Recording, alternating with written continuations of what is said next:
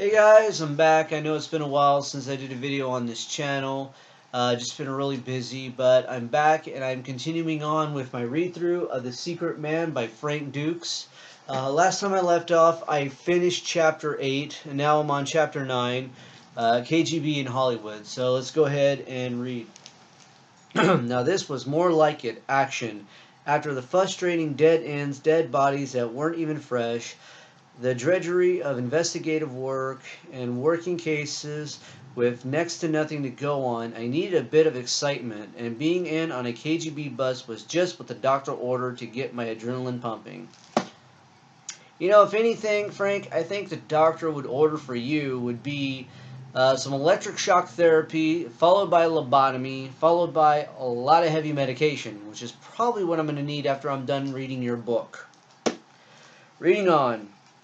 Okay, reports that a Soviet refugee family living in West Hollywood was being terrorized by the KGB seemed outlandish at first. Reports of KGB persecution usually turned out to be anything from internal family squabbles to rival gangs attempting to clean up or to claim governmental assistance from the United States or wanting to cover up the nature of their own criminal activities under the guise of having suffered political repression in the homeland. Claiming that the KGB was after him could give a crook a sense of importance and instant legitimacy in naive American eyes.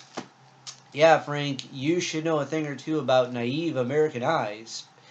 Well, I was naive when I believed that the movie Bloodsport was actually based on a true story, and I actually believed all of your bullshit. But then again, I was a kid at the time, so I didn't know any better. I was too young to know any better. But yeah, you should know a thing or two, Frank, about naive American eyes. It was those naive American eyes that believed your bullshit and made that movie Bloodsport based on your lie. Alright, reading on. This case, however, seemed different. In the USSR, family members of the West Hollywood Russians had been first terrorized and ultimately kidnapped to provide the necessary leverage with which to force the family in the United States to cooperate. According to reports, the victims in the Soviet Union had been tortured and threatened with death if their relatives in the United States didn't cooperate. What was unclear was the nature of the information the KGB wanted. No one was sure if this case was political or spill over from the world of underground crime in the Soviet Union. Also uncertain was whether the KGB in this case operated with full and acknowledged governmental approval, or if this was another case of powerful excuse me. Here we go. Powerful individuals within the KGB misusing their authority, as I would learn even more forcefully on later missions. Elements within the KGB and the Russian mafia often work hand in hand.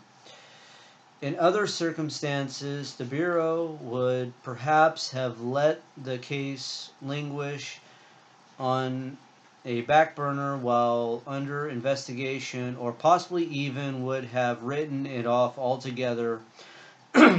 However, the FBI already had KGB on its mind, spurred on, it seemed, by the Soviet dart found in Port Newark, suspicions of KGB involvement in the killing, and the agency's tentative validation of the kidnapping and threats in the Soviet Union. The Bureau took this particular situation seriously. Personally, I wondered if the Russian mafia was involved in my experience. I knew that criminals moved in and took over the closely knit Russian immigrant communities throughout Europe and the United States, preying viciously upon their fellow Russians through graft, protection schemes, and threats. Okay. Whatever the case might be, I had a hunch that Casey wanted me there because he wasn't sure about the whole setup, just as he wasn't buying KGB involvement in the mystery killings. His instructions had been explicit. You know as well as I do that our hands are tied. He groused. Of course, what we do under the table's another matter. We can't just directly take over the situation. Too many little agencies are involved, and we don't want to step on anyone's toes. Not to mention that this is domestic, and we're not even supposed to be there.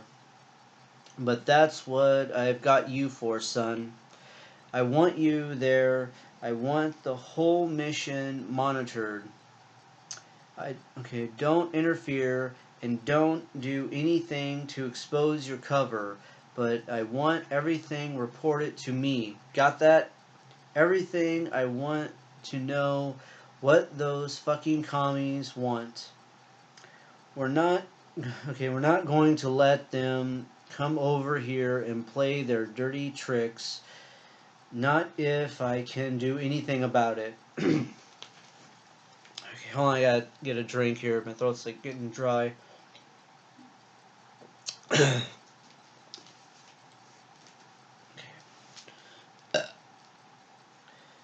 It was it was 8:30 p.m. on a warm summer evening in South California, or in Southern California.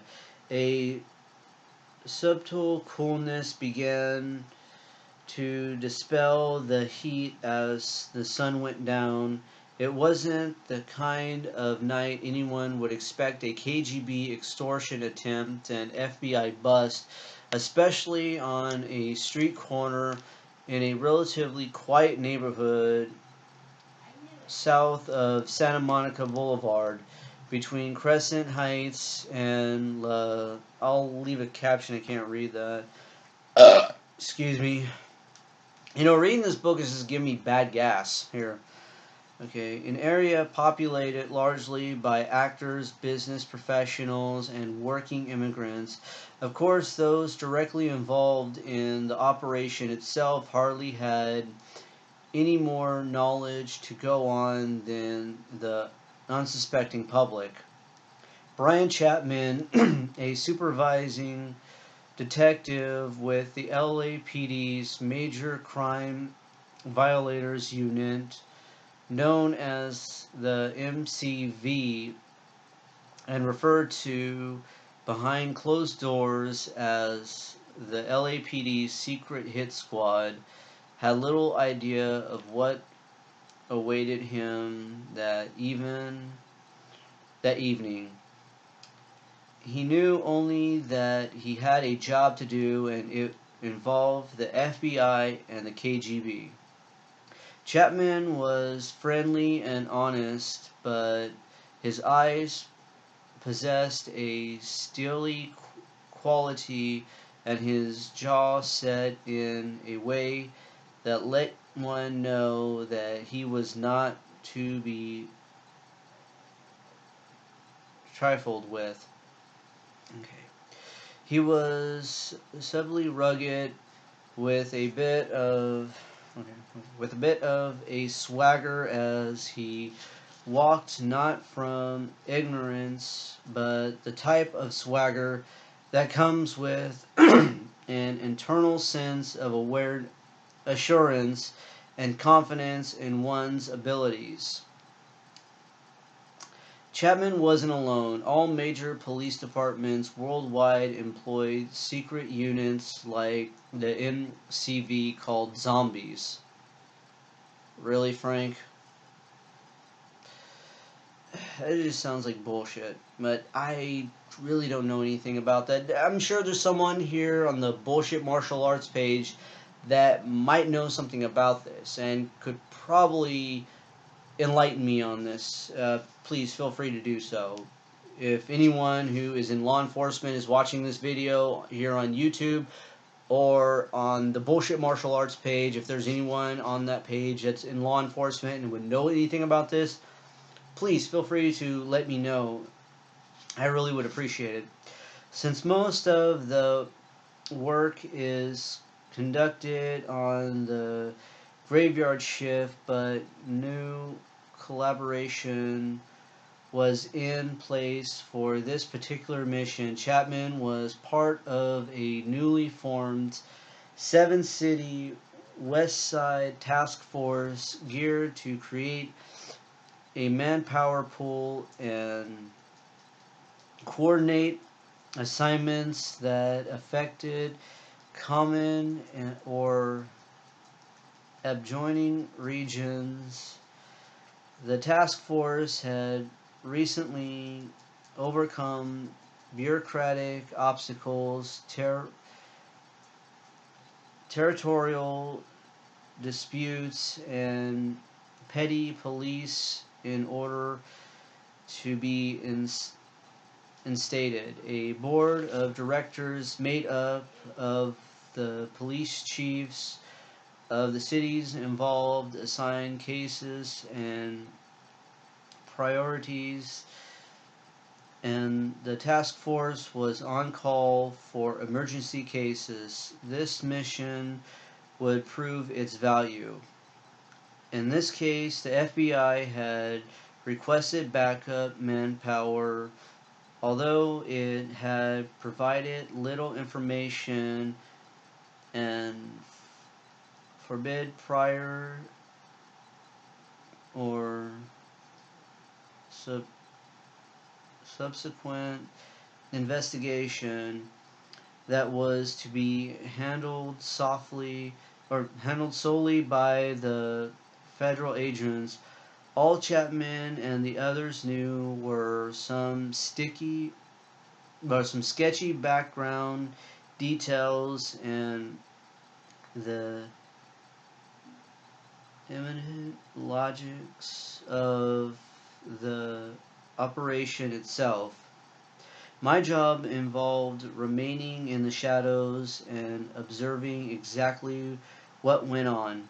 The plan was fairly simple, but depended on the right timing and personnel who knew what they were doing. Overall, it looked like a good group to me, but I also knew the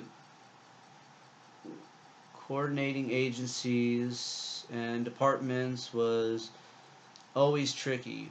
A Russian immigrant was to hand over the desired information to the KGB agent and get out of the way as quickly as possible. Once he was clear, the team would close in on the Soviet agent and make an arrest. Units had been strategically placed so as not to tip off the Soviet ahead of time. All in all, everything seemed in place, and outside of an earthquake in the middle of the bust, all contingencies covered. The KGB weren't so big and bad. Piece of cake. God. You know, let's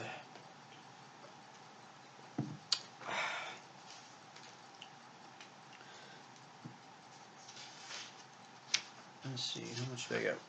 Alright. let's go ahead and continue here. Okay, I took up my position well ahead of the meeting time, disguised as a plumber. I had scouted the block and settled on an observation position across the street and several doors down where I could set up my scope in the rear of a garage hidden behind storage boxes and well within the shadows. From my vantage point, I could survey the area and keep an eye on the drop point I had dug in.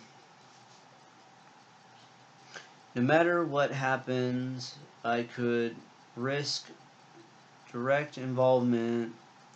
I couldn't risk direct involvement or any action that might give me away.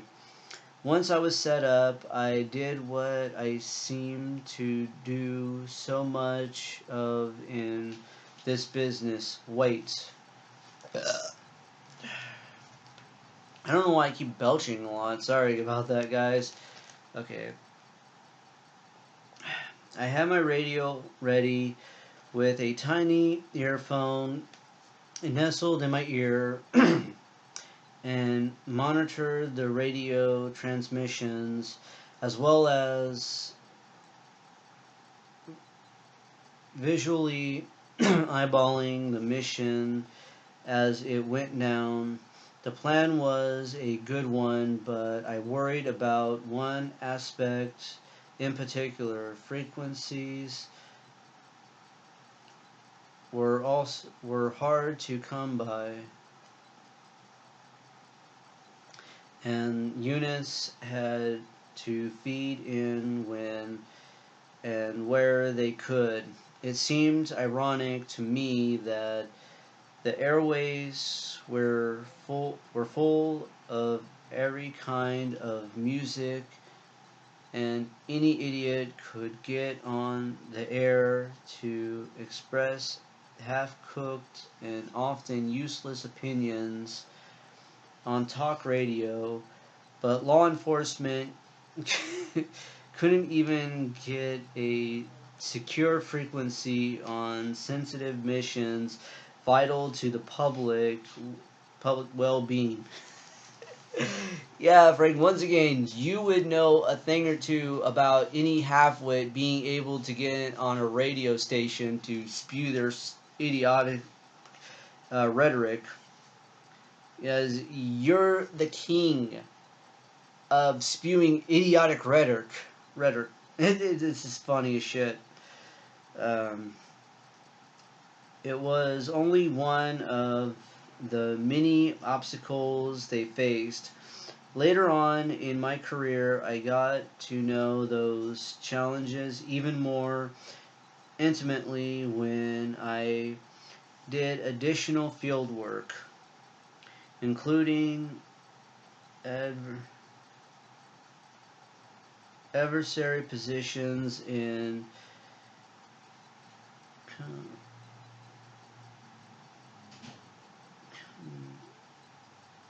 I'll leave a caption, I can't read that word.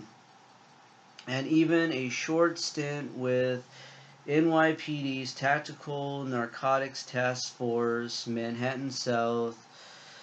Just as an observer, of course, I was definitely impressed with the NYPD's dedication, toughness, and fairness in the face of what seemed an impossible job for me. Used to handling things in my own way. Their patience, and restraint seemed almost superhuman.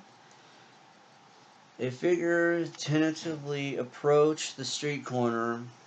I focused my scope and zeroed in. Sure enough, it was our Russian, looking justifiably apprehensive. He carried a small package containing the vital information demanded by the KGB and the purpose for this meeting.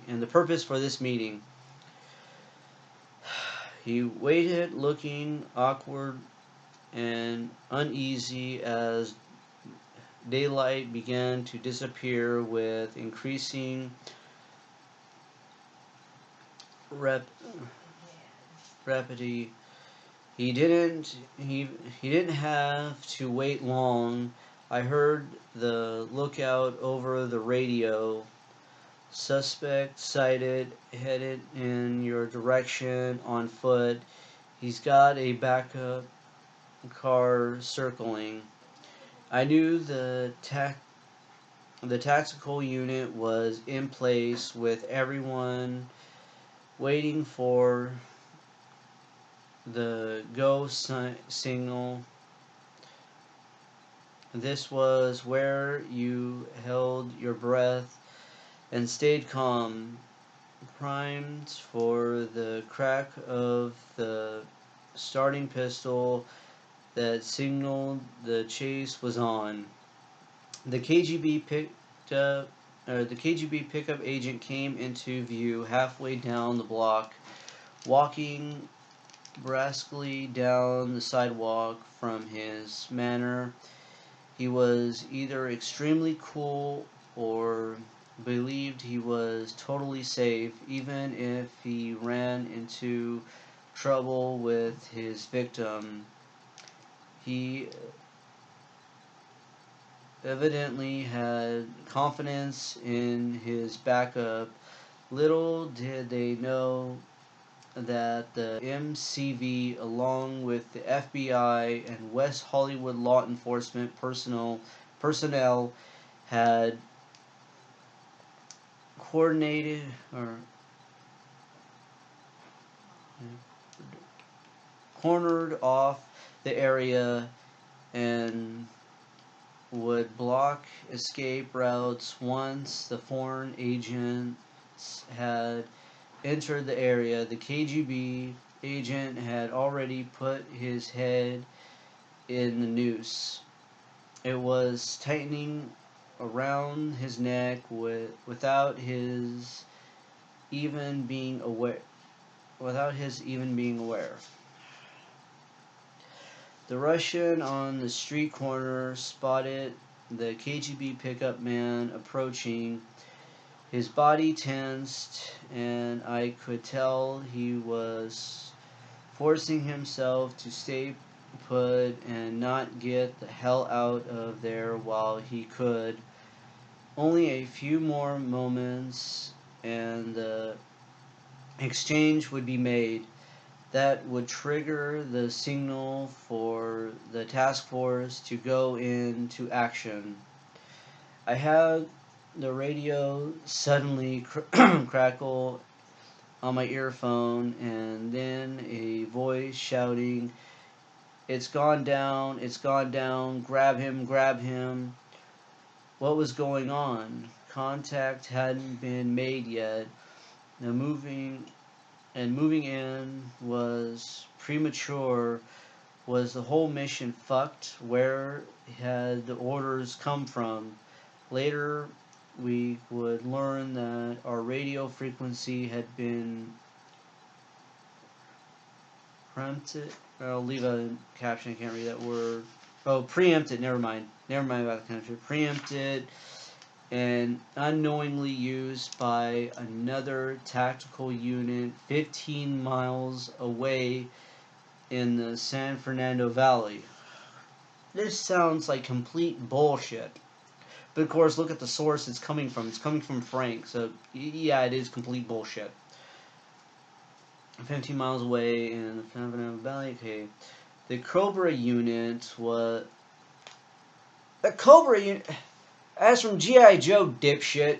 God, the Cobra unit was coincidentally also working a kidnapping case, and we had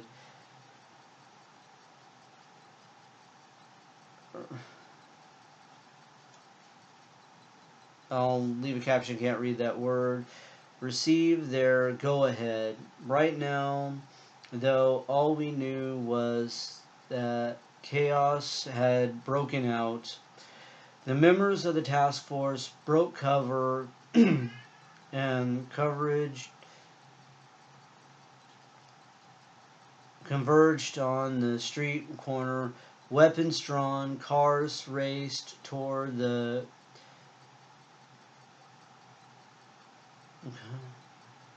Commerce Point.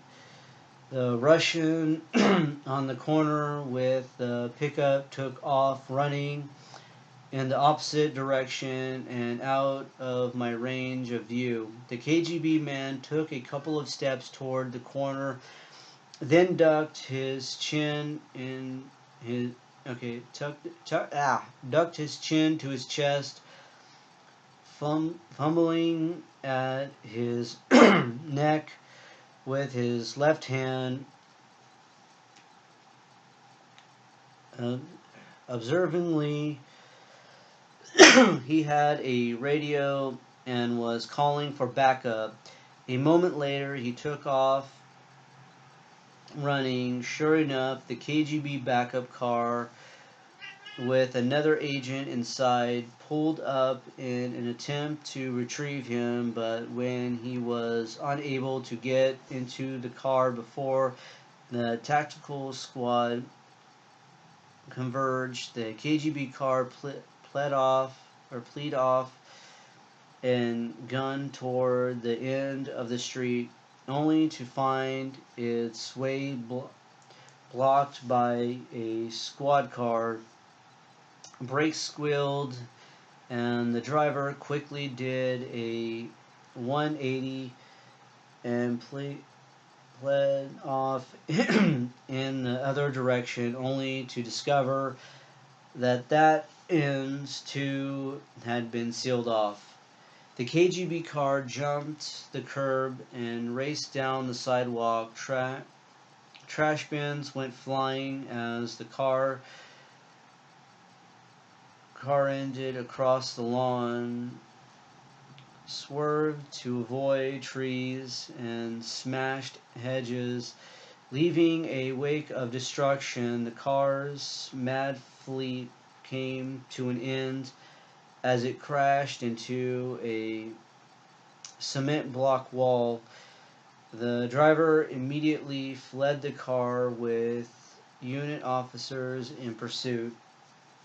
Meanwhile, Chapman's feet pounded against the pavement and the softer ground as he pursued the KGB man on foot across yards and down an alleyway. From my own experience, I suspect that pursuit occupied the whole of Chapman's concentration. But when the KGB agent suddenly halted, turned, and fired 2 rounds directly at his pursuer, instincts probably took over, and Chapman threw himself out of the line of fire. I held my breath, hoping he wouldn't go down. He didn't. He returned fire 3 rounds in quick succession from his .38 Detective Special. Shooting on the run isn't easy, and hitting your target isn't usually a matter of skill as much as of luck. Chapman knew what he was doing. However, which shot did the trick, I'm not sure. However, the Soviet agent went down for good. The recipient of the well-placed bullet as well. Okay, as a result of that shot, the KGB reported number 3 men. Put number 3. Put number 3 man in the United States, considered one of the finest senior operatives in the KGB's history, and only in his 40s at the time, ended his colorful career face down in the gutter, and Brian Chapman distinguished himself as the only police officer in LA history to have killed,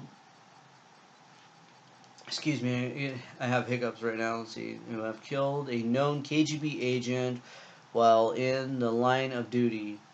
Despite the mix-up and premature launch, the agents had been apprehended a short distance away.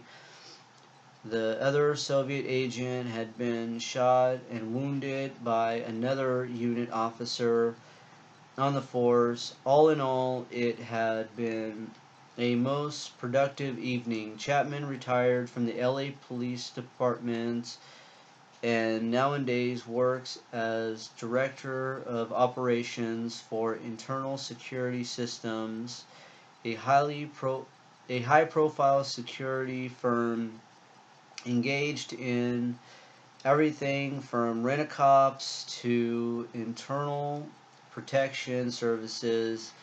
In 1992, Chapman solicited me to join the firm, but I had other matters to attend to. I wouldn't mind working for a guy like Chapman. However, he's straightforward and knows his business. As for me, I didn't like standing on the sidelines. The KGB bus had been exciting, but been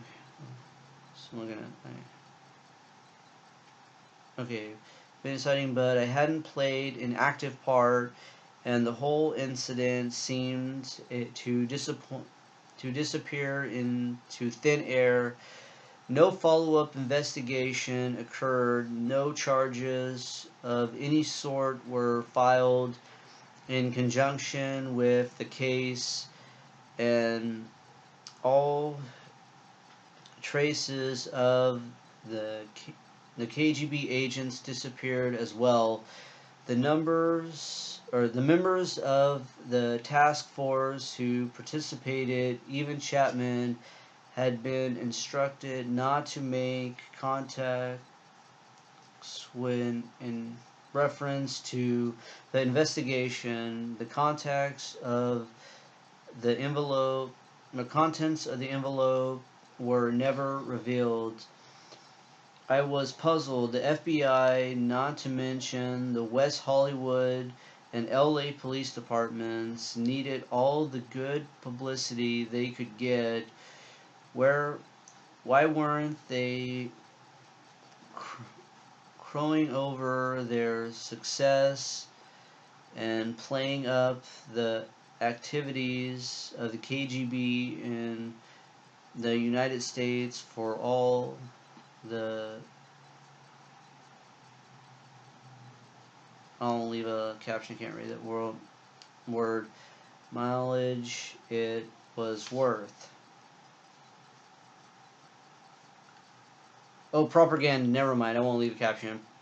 And for all the propaganda mileage it was worth.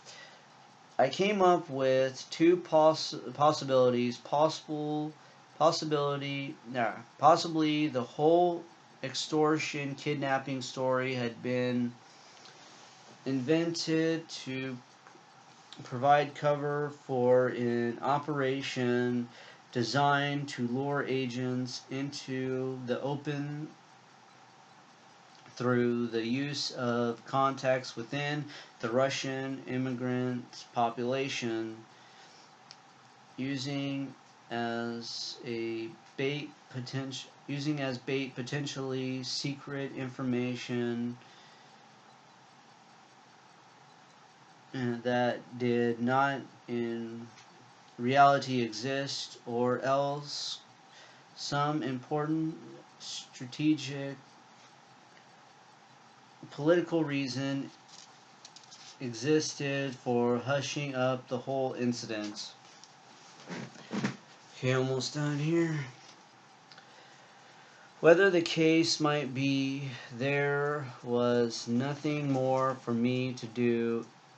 Okay. Whatever the case might be, there was nothing more for me to do. I spent my time training and teaching.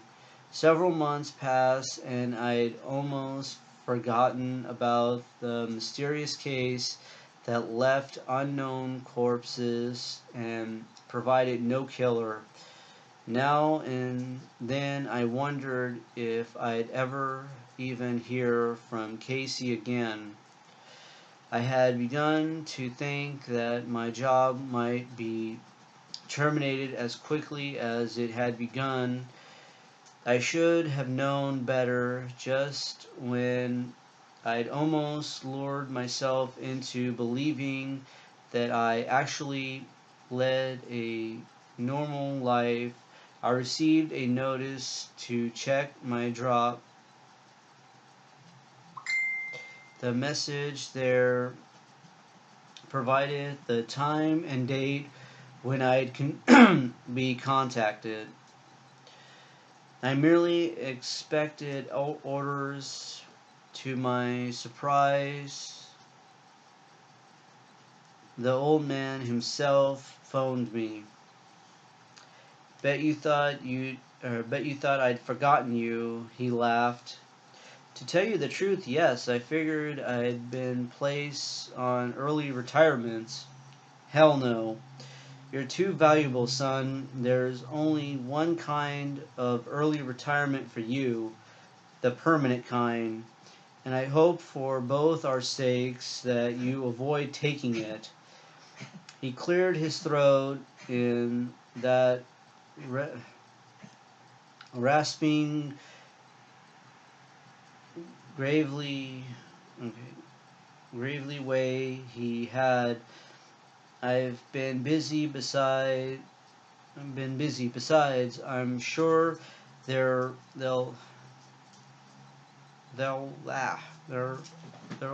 be time ahead when you wish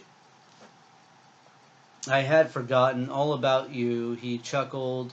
Obviously, Casey wasn't going to give me the time or opportunity to sulk.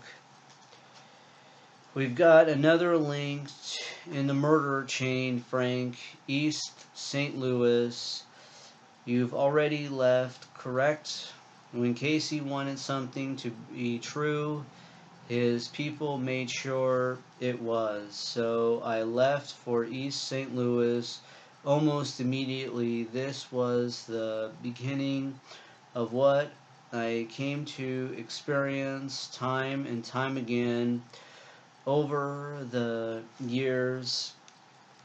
What the DCI said had happened did happen, even if the facts had to be arranged afterwards.